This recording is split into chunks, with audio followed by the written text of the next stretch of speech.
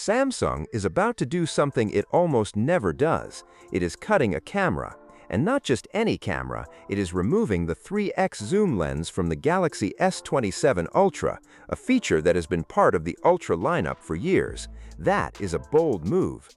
And it is just one piece of a much bigger redesign that is coming. Let us talk about what is actually happening here, because the changes go deeper than most people realize. The big headline is that the 3x zoom camera is gone. Samsung is replacing it with nothing. Well, not exactly nothing.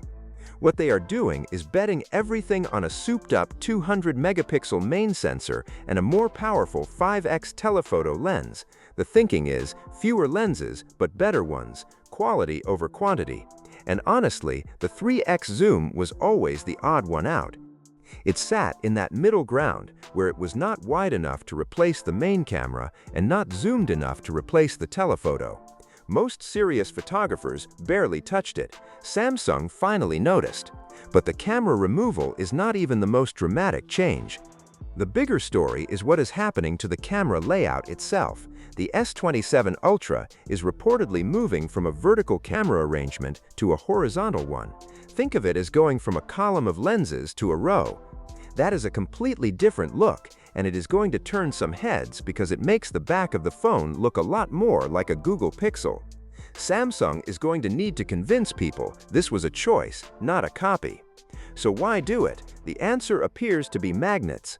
Specifically, Qi 2 magnetic charging support. To fit the magnetic ring needed for Qi 2 compatibility, Samsung reportedly had to rethink where the cameras sit. A horizontal layout frees up the space and positioning needed to make the magnetic coil work properly. So the design change is not just aesthetic, it is a technical necessity.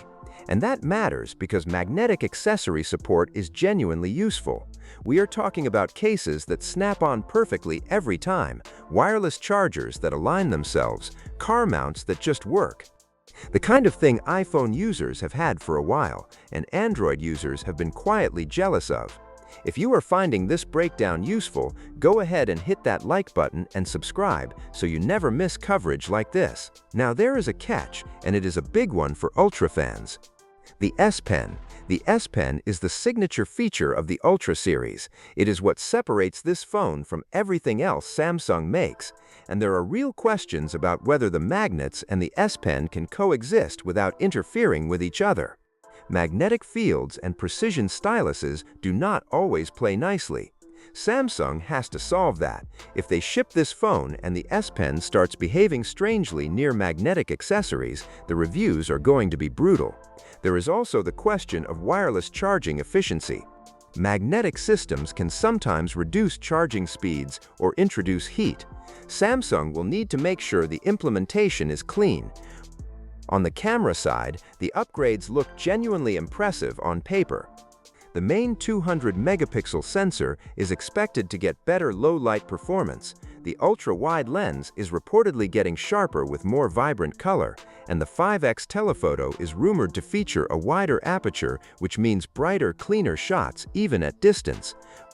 If all of that comes together, this could be one of the best smartphone camera systems ever put in a device.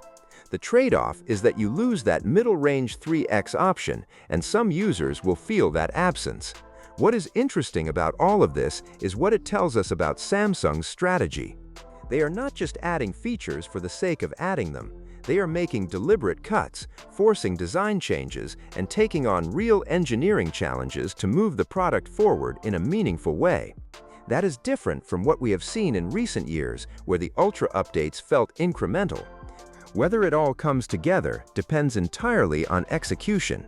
The concepts are smart, the camera strategy is defensible, the magnetic charging addition is overdue.